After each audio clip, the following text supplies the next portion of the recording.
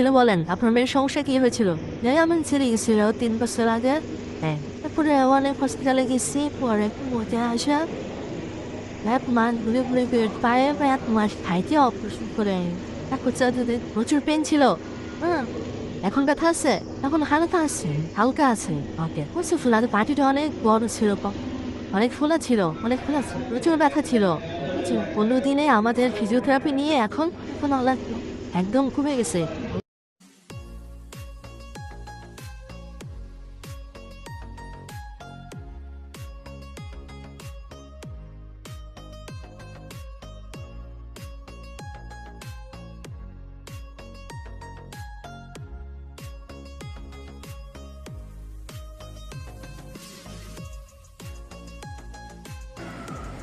আপনারা এতক্ষণ শুনলেন একটি এসিএল রিকভারি পেশেন্টের সাকসেসের গল্প, যে ফিরে এসেছে স্বাভাবিক জীবনে।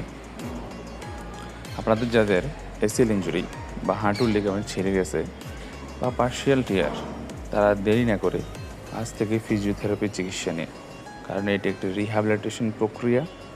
এই রিকভারির জন্য 4 থেকে 6 মাস বা তারও বেশি লাগতে পারে।